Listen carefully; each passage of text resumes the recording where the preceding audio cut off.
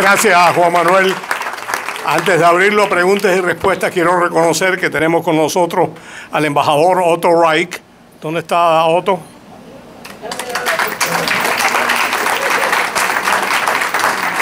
Y a uno de los líderes de la oposición en Cuba, Antonio Rodiles. Antonio, ¿dónde anda Antonio? Antonio, bueno, déjame hacerte a ti la primera pregunta del panel.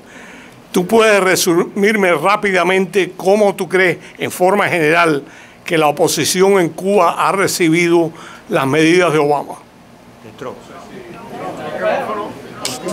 De Trump, perdón, de Trump. Tenemos que acostumbrarnos a Trump y no a Obama. Bueno, las de Obama y después las de Trump, ¿no? Bueno, yo creo que hay cuando Obama lanza la política, que inmediatamente se desata un éxodo. Algunos funcionarios norteamericanos preguntaban qué había pasado, que había arrancado el éxodo, y yo siempre les hacía un chiste de Pepito.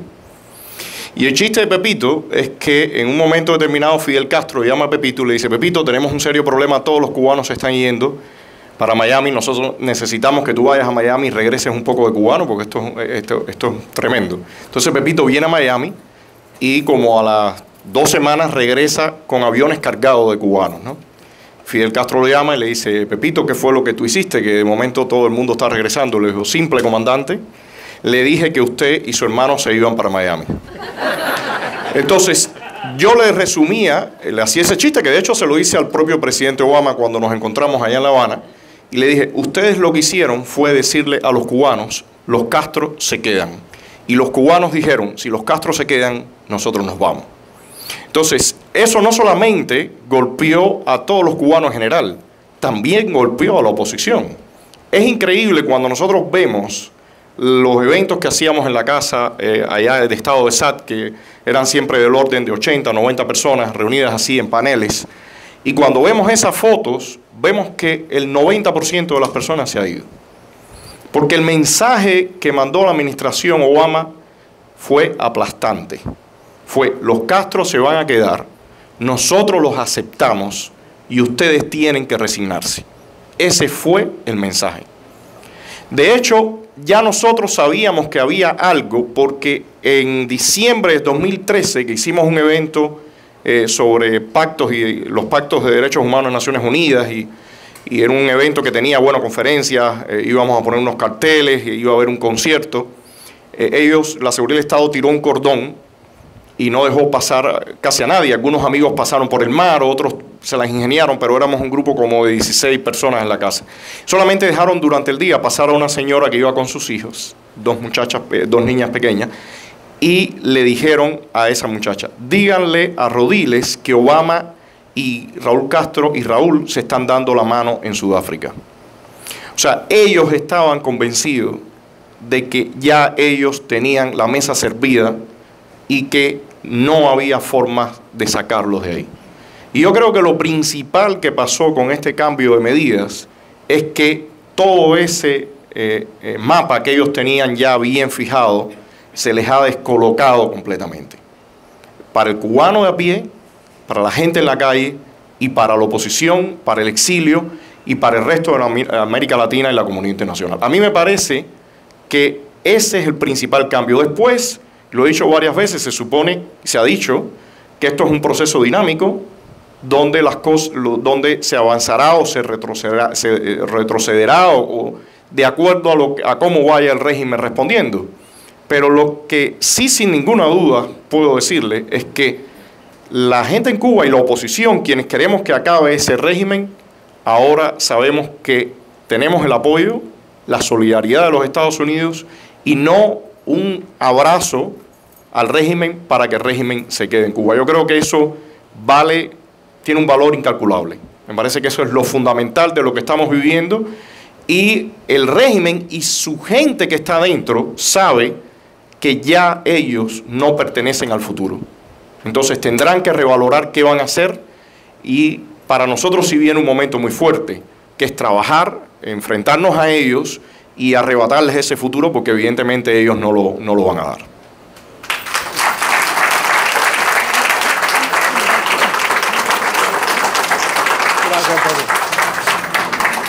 Bueno, vamos a abrirlo a preguntas y comentarios. Si van a hacer un comentario, por favor, bien breve.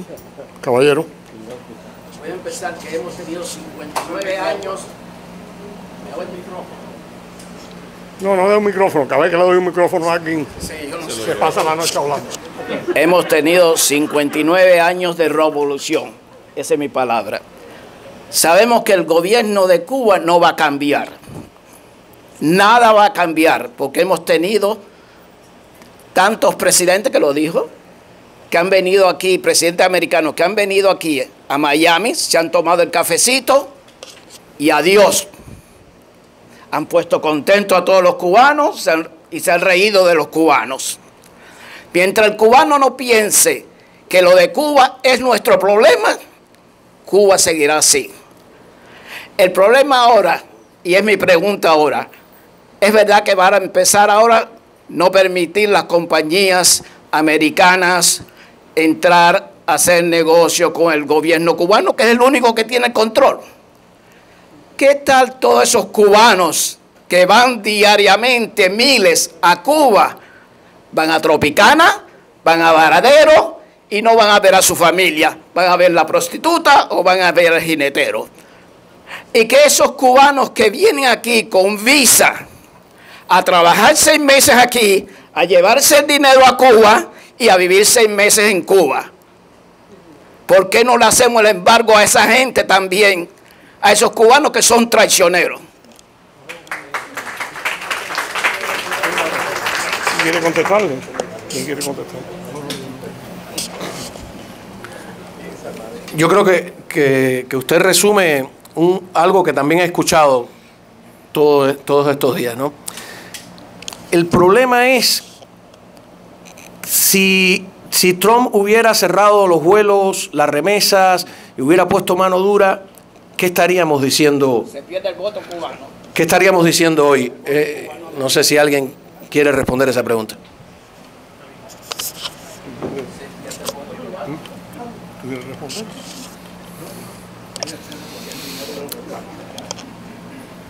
Había gente que estaba esperando exactamente eso. Había gente que estaba esperando que se rompieran las relaciones.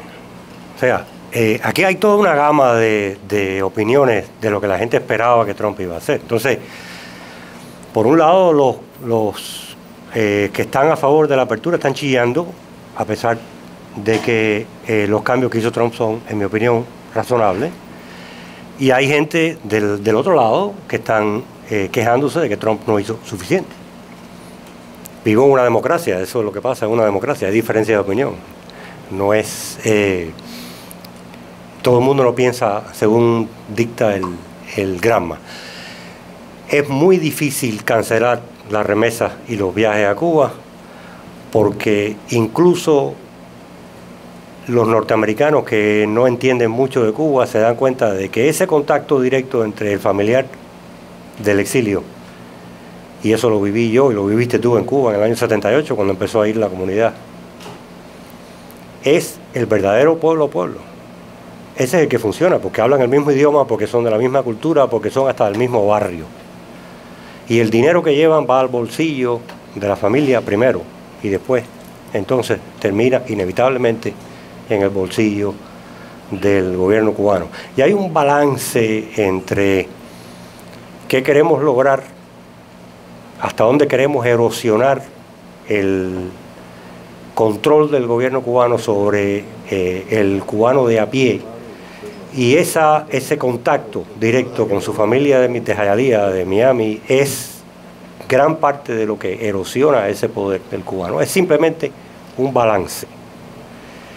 Se calcula de una política qué es lo que favorece, qué es lo que perjudica. Y el cálculo, la decisión se basa en si lo que favorece a nuestro objetivo es más que lo que perjudica a nuestro objetivo. Por eso es que se quedan las remesas y se quedan los vuelos. No se habló de la remesa de norteamericanos, que yo creo que vale la pena considerarlo, porque no es lo mismo un cubano de Hialeah mandándole dinero a su familia que un norteamericano de Wisconsin mandándole dinero ¿a quién? En Cuba. Al dueño del Paladar Vistamar. ¿Quién es el dueño del Paladar Vistamar? Probablemente sea un sobrino un hijo, un nieto de un general retirado o activo. Y esa es otra de las dificultades de la política de Obama. ¿Cómo se separa el verdadero independiente, contrapropista independiente, de toda esta gente de la oligarquía cubana que son los dueños de los bares y los restaurantes? Eso es otra pregunta interesante. Vamos al caballero. Sí, buenas noches. De todo, muchas gracias al Centro de Estudios y a los panelistas por algunas presentaciones. Yo echo de menos los fundamentos de la nueva política de Cuba, nueva, así. Con este documento que el profesor Suchiki leyó, la mención a las transmisiones radiales está Cuba. Hay que recordar que durante estas conversaciones secretas, el gobierno de Obama exigió la suspensión de las transmisiones, la cancelación de radio y TV Martí. Lo que hizo la administración fue no cerrarlas, pero bajarles el perfil, desmontar la radio, mellar su filo que está en la información. Se acabaron los noticieros de fin de semana, el noticiero estelar de las 11 de la noche se redujo a media hora, el bloque informativo de las 5 a las 9 de la mañana se quedó en minutos de información, se redujeron también los programas de opinión y a eso entonces se le compensó con programas frívolos o de entretenimiento, la pelota y los consejos de la doctora Isabel. Permíteme contestarle que están en el proceso de poner nuevo personal en la radio y televisión Martí. Ya la directora acaba de renunciar y en las próximas semanas nombrarán a un nuevo director. También nombraron a Cancio. Eso no fue otro. Wilfredo Cancio, ¿no? No. Eso es un nombramiento de Manuel González, la actual directora. Bueno, ok.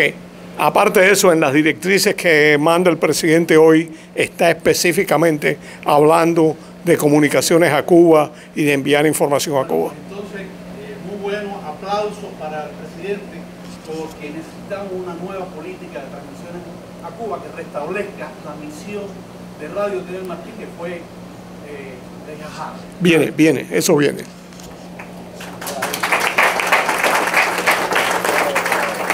Dos preguntas simples. Se habla de la remesa que mandan los... Que no me pregunten a mí, yo soy el moderador. Se hablan de las remesas de los Estados Unidos hacia Cuba en billones de dólares. Yo cuando uno divide los billones de dólares que se mandan y los ciudadanos de aquí, la ecuación no da.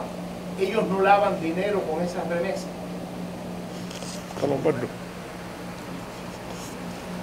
No, yo realmente no sé. Lo que sí sé es que es imposible. Billones de dólares. Sí, 5 o 6 mil millones hablan de esa cifra.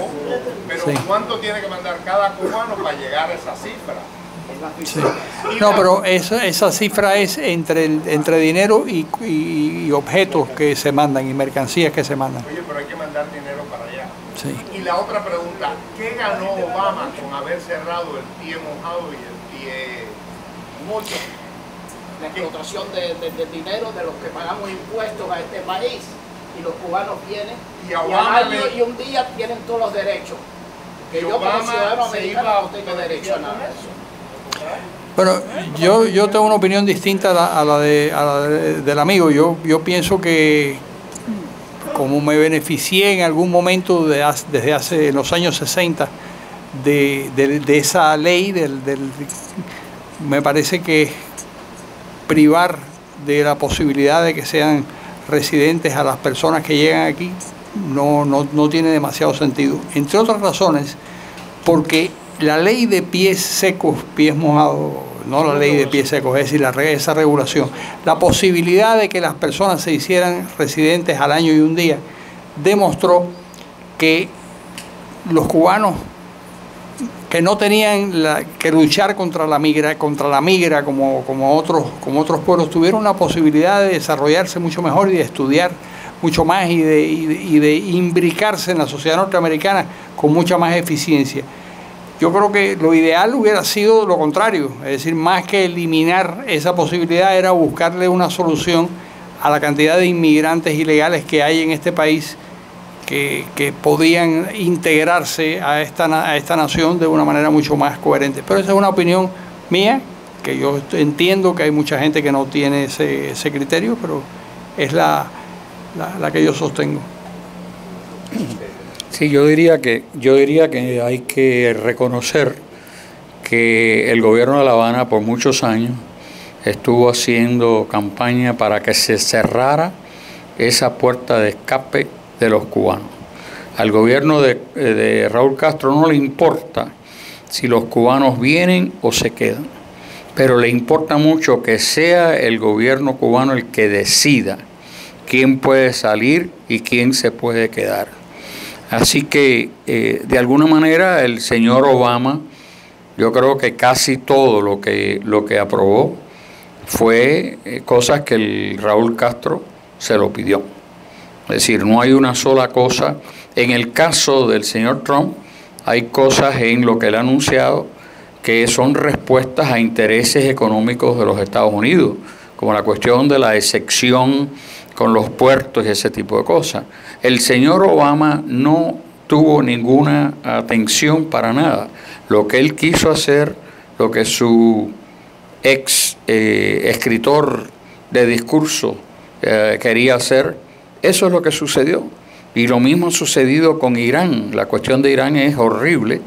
Los millones de refugiados en Europa en gran medida tienen que ver con la posición del el legado del señor Obama en Europa.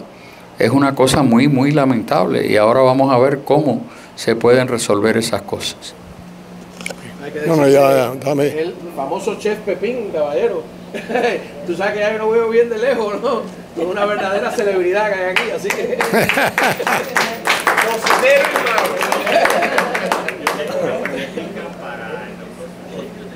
Para mí, yo soy el moderador. Un poquito, sí.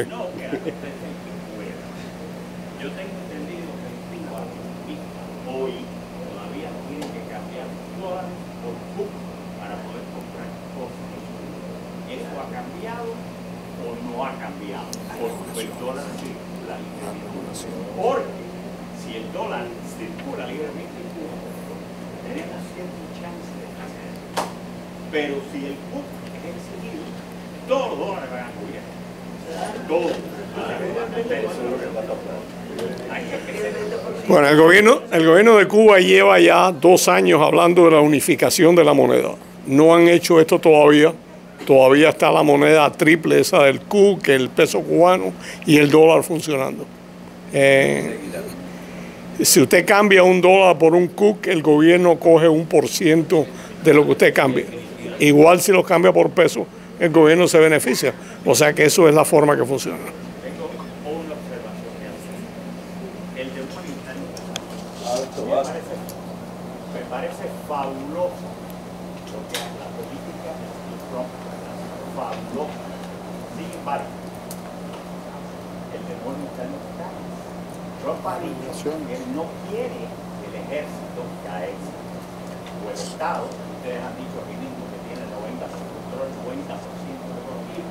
Él no quiere que esos fondos que los turistas están ganando, los americanos y los cubanos, que son muy responsables, que es verdad que van a Cuba, y el que monte en Uber en esta ciudad, yo he montado en Uber 5 Uber las últimas 2 semanas, todos los choferes de los Uber van a Cuba cada 2 meses, tienen a sus y quieren, esperen, es peor la cosa, y los tipos lo que quieren es retirarse. Y una peluquera que me cortó el pelo y me dijo que ella se iba a Cuba todos los meses a gozar, y me hacía así. Eso quiere decir bailar, ¿no?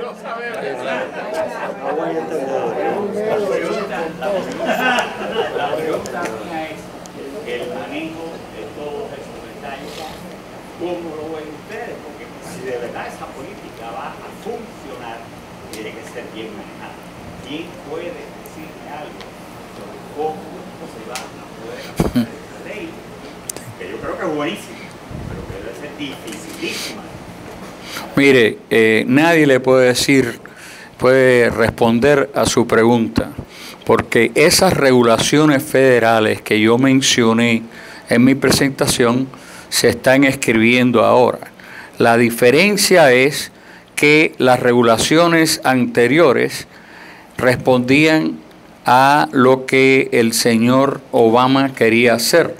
Ahora vamos a tener que esperar a ver qué es lo que sucede con estas nuevas regulaciones. De todas maneras, hay que entender, como apunté anteriormente, que esto es una democracia. Yo creo que todos ustedes que tienen una opinión, un punto de vista, oiga, no están en Cuba. Escríbale a su congresista, vaya a ver a su senador, mande un correo electrónico a la Casa Blanca, porque el lobby procastrista lo hace. Y yo he estado en Washington en reuniones donde ya se ha parado ahí una persona que yo nunca había visto a decir que era un líder de la comunidad cubanoamericana y en realidad a hablar allí de lo que el gobierno de Cuba quería, como si el punto de vista de los cubanos fuera una cosa afín con el gobierno cubano. Cada vez que eso ha sucedido en algún lugar, yo he siempre apuntado que los verdaderos representantes de lo que quieren los cubanos americanos son electos por elecciones. Los congresistas cada 2 años, los senadores cada 6. Así que si alguien quiere saber qué piensan los cubanos americanos, lo único que tienen que hacer es ver quiénes son los que representan a los cubanos americanos en el Congreso de Estados Unidos.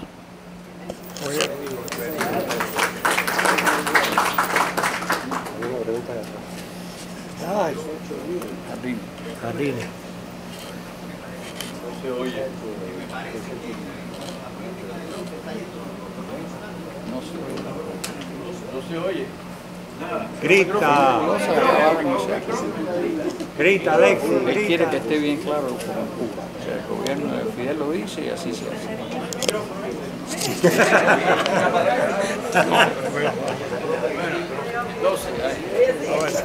2 minutos. Lo importante aquí, ¿qué cosa es a mi modo de ver? En primer lugar, que esa política se está estructurando. O sea, la gente está pidiendo resultados. Eso no es así.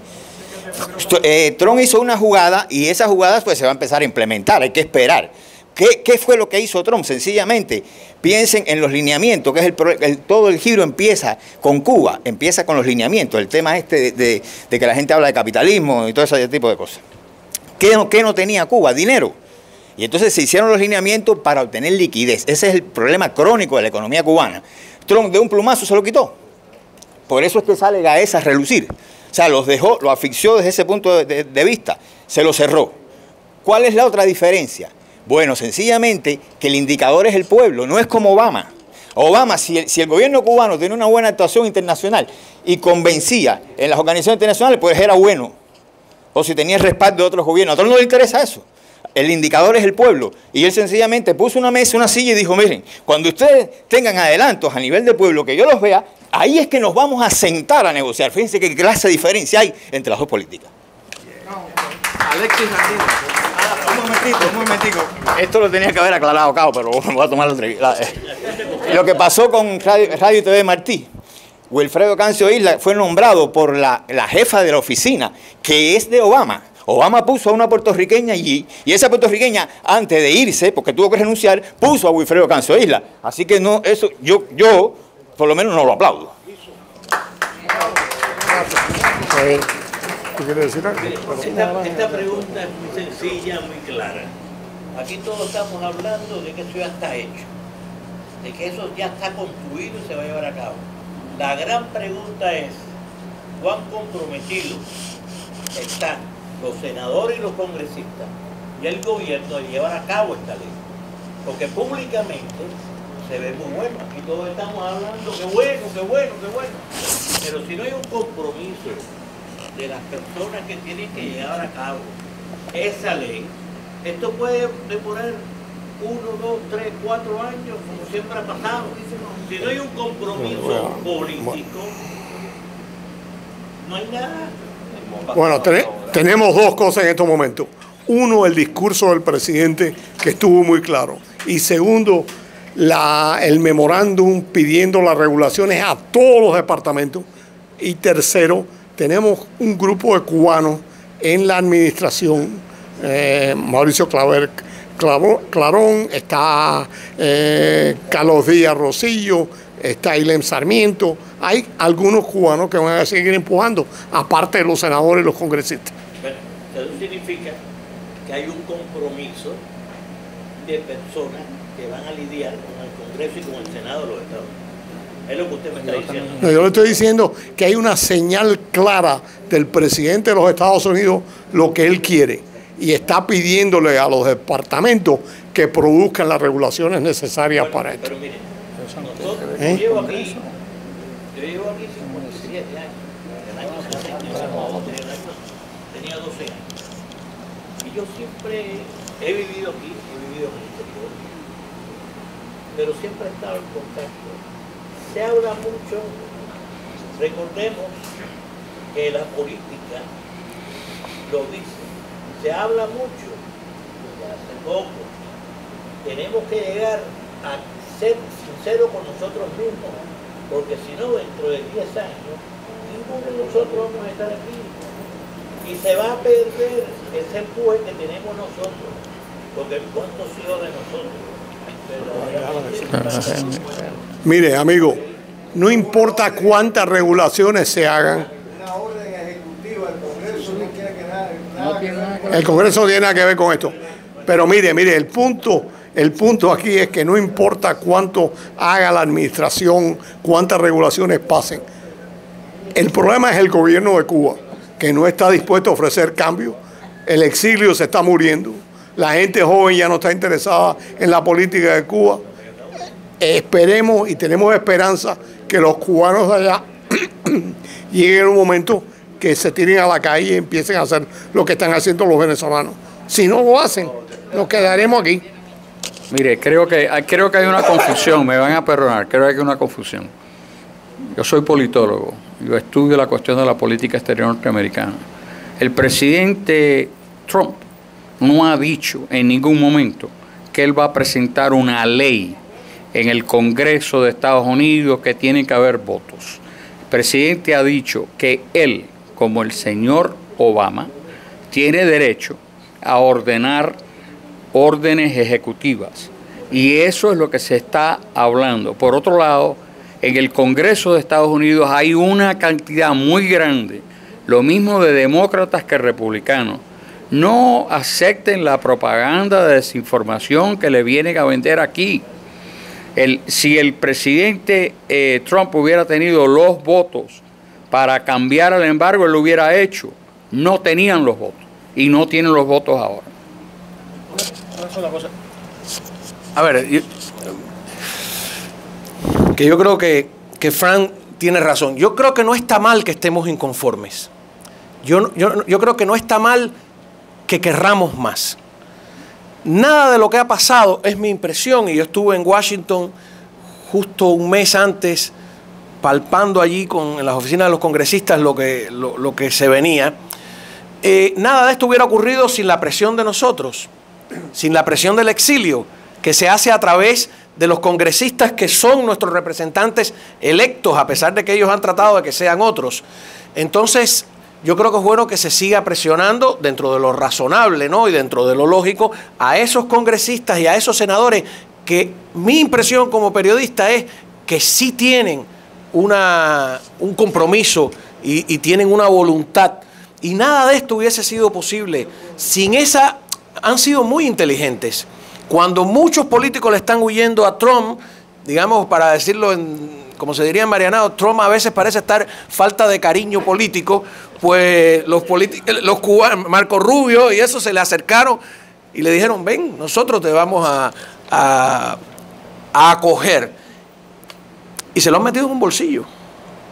Eso ha sido una estrategia que tenemos que agradecerle, pero nosotros tenemos que presionarlo.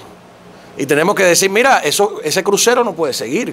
Y todo lo que estaba apuntando Sebastián, hay muchas cosas que a mí no me gustan, pero lo fundamental es lo siguiente. Recuerden que al final Obama dijo, le pedimos a todas a todas las instituciones federales que colaboren con Cuba, incluyendo a los servicios de inteligencia, que eso fue gravísimo, que encuentren puntos para cooperar, ¿no? Puntos en los que estén de acuerdo. Bueno, eso Trump ahora ha dicho que no. Y eso es gravísimo porque, ¿qué sucedió? Eso involucra justicia, inteligencia, transporte, todo eso. No, hay que colaborar con Cuba. Entonces vino aquí un señor de inmigración, se presentó en las oficinas de inmigración donde ya se sabía que había un interés por parte del gobierno cubano y de la inteligencia castrista. Recordemos a Mariano Fajet, tenían un espía dentro y a la semana de estar aquí, ¿qué sucedió? Le quitaron el permiso de trabajo a Ramón Saúl Sánchez, que es una persona de interés para la inteligencia castrista. Ahí están probando. Primero empezaban por Ramón Saúl Sánchez, sabe Dios dónde terminaban. Ese es en inmigración. Mañana viene justicia y empiezan a encauzar aquí a personas porque ellos tienen expediente. Y pasado viene transporte. Entonces, todo eso se frenó. Todo eso se frenó, ya no hay más colaboración, es lo que dijo, si yo entendí bien, el señor Trump, se acabó la colaboración entre todos los organismos federales con el régimen castrista. Oiga, eso es un hecho concreto, ¿no? Ahora, hay que presionar, y yo creo que usted tiene razón, no podemos quedarnos conformes ahora y convertirnos en unos alabarderos de todo lo que haga Trump. No, hay que seguir ahí. Tenemos que aprender de los judíos cuando quisieron hacer Palestina. Pueblo judío lo hicieron, compartiendo cualquiera. Sí, yo quiero agregar algo a esto, y es el tamaño del enemigo. Uno dice Cuba, el castrismo, y se dice fácil, ¿no? Yo quiero decirles que es un enemigo muy poderoso, que en el tiempo de la Guerra Fría estuvo amparado por la potencia, la segunda potencia más grande del mundo, y a ratos la primera, que era la Unión Soviética, que después del 99 cogió la potencia económica más importante de América Latina, porque Venezuela tiene los recursos petroleros más grandes del mundo, que se los han faseado, que ha trazado a partir de ese crecimiento político, ha formado un sindicato en las Naciones Unidas, que es un grupo de países que como votan en conjunto, negocian los votos, que le ha permitido llegar al Comité de Derechos Humanos en Ginebra, a la dictadura castrista, poner ahí mismo a la dictadura venezolana, darle a Bolivia la presidencia del Consejo de Seguridad de las Naciones Unidas y penetrar una serie de instituciones y organismos internacionales desde los cuales presiona a los Estados Unidos. No por falta de descuido de los Estados Unidos, con toda la tolerancia y a veces complicidad que ustedes han descrito aquí, Cuba ha crecido mucho internacionalmente. Han hecho grandes negocios de corrupción. A un lado el narcotráfico, el terrorismo que he mencionado, el lavallato con la corrupción de Lula y de Rousseff desde el Brasil, ha construido el puerto del Mariel, donde se han desembolsado más de $1.000 millones y otras obras que le han dado a la dictadura castrista liquidez de cientos de millones de dólares. Si ustedes quieren buscar el lobby más importante en los Estados Unidos, el lobby castrista disputa con el lobby judío y de repente es más caro, es mejor y más expandido, y lo sabe Frank Calzón, porque viene por la vía de PDVSA, porque viene por la vía del gobierno nicaragüense, del boliviano, del ecuatoriano, diciendo que están buscando espacios para mejorar sus exportaciones, sus importaciones, sus relaciones bilaterales, cuando en verdad están haciendo política de sostenimiento de ese enemigo de los Estados Unidos. O sea, miren el tamaño de lo que se tiene que desmontar, y lo que ha hecho Trump para mí es una señal política. Ahora tienen que implementar esa señal política, ojalá Dios quiera que suceda. Y quiero recordarles que es un giro de 180 grados. Yo no soy ciudadano americano, yo soy un exiliado boliviano, yo no voto ni me quiero hacer ciudadano, porque prefiero pensar en recuperar mi país en vez de radicar aquí, aunque ya llevo más de 12 años en ese esfuerzo. Pero está bien, da risa, pero esa es la decisión. Pero el señor Trump, como es enemigo de mis enemigos, es mi aliado. Y eso es lo que ustedes tienen que entender. Y la Cuba castrista lo ha puesto en el foco y la lucha no es internacional, es interna.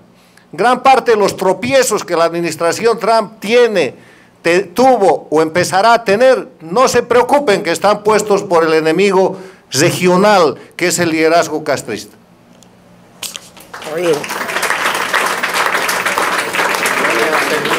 5 minutos.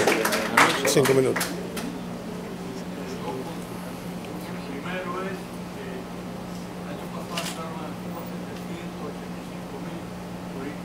No se oye.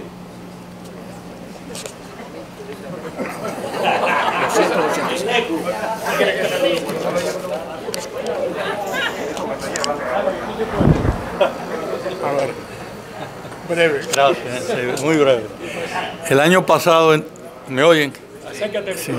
El año pasado entraron a Cuba 785.000 turistas americanos por esas 12 categorías que ustedes mencionaron de Obama y demás.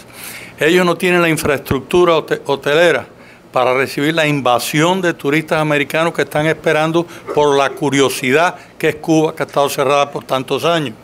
Entonces, a ellos no les conviene, ya con los turistas canadienses, holandeses, ingleses que tienen, están apenas, el servicio hotelero de Cuba es un desastre, y entonces no pueden mantener el paso a una invasión de turistas americanos. A ellos no les conviene, pues no tienen infraestructura. La segunda cosa que quería decirles es que es formidable el utilizar la retórica, pero hasta que no haya un alzamiento militar en Cuba, que probablemente sea iniciado por la provincia de Oriente, como siempre es la que da el primer paso, unido por todos los demás. Como dijo el general Antonio Maceo a Martí en el 95, la libertad no se gana con palabras, señor Martí. La libertad se gana con el filo del machete.